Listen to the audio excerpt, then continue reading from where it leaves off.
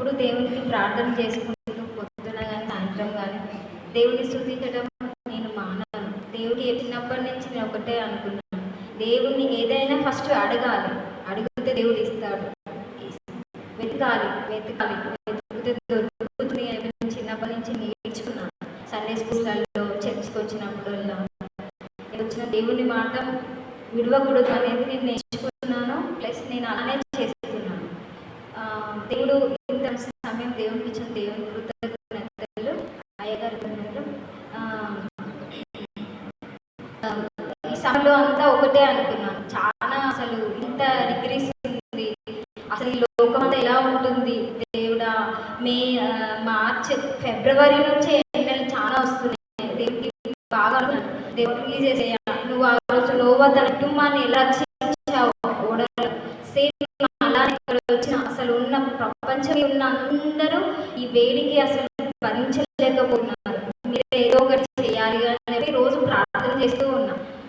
ఫోన్లో చూస్తూ ఉంటే ఈసారి సంవత్సరమే ఎన్నో కోట్ల ఏసీ పోయినాయి, అమ్ముడు పోయినాయి. అసలు తట్టుకోలేకపోతున్నాము అంటే దేవుడు ప్లీజ్ చేయ, మీరు నోవా కాలంలో వచ్చిన కోపము కానీ మా మీద ఆ కోపాన్ని రప్పించకుండా ప్లీజ్ చేసేయ, ఈ యొక్క వేడిని మాకు తగ్గించండి అని చెప్పి అనుకున్నాను.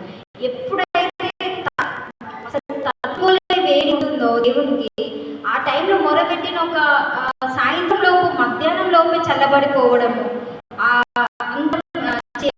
చీకటి అయిపోవడం, వేడి ఉన్నంత చల్లగా అయిపోవడం, ఆ టైంలోనే ఒక 1 hour 2 hour వర్షం పడడం, అసలు దేవునికి చాలాసార్లు థ్యాంక్స్ చెప్పుకున్నా.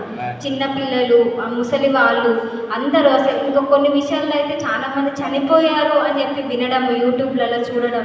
సో నేను దేవునికి చాలా మొరబెట్టుకున్నా, దేవా ఇది మాత్రం నీ కోపం మా మీద చూపించకు తండ్రి, ప్లీజ్ వేసేయా అని చెప్పి రోజు ప్రార్థన చేసుకుంటున్నా. ఎండ కావట్లేదు, మధ్యలోనే ఫుల్ వర్షాలు పడ్డాయి. సో దేవుడు నా ప్రార్థన విన్నాడని అందరూ బాగున్నారు, దేవుడు అందరినీ కాపాడుచున్నారు. హిందువులు, ముస్లింలు, సిఖ్లు ఎవరూ లేరు, అందరూ దేవుడు అందరూ ఈ లోకంలో ఉన్న ప్రతి ఒక్కరిని, ప్రతి జీవిని దేవుడు ప్రేమిస్తున్నాడు. అందుకే దేవుడు మనకి వర్షాన్ని కురిపించాడు, ఈ ఎండల్ని కూడా చాలా మటుకు తగ్గించాడు అని చెప్పి నాకు అనిపించింది. ఈ సాక్ష్యం దేవుడికి చెప్పుకోవాలని, దేవుడు నాకు ఇచ్చిన సమయాన్ని బట్టి దేవుడికి కృతజ్ఞతలు. నా ప్రార్థనలు వినాడు.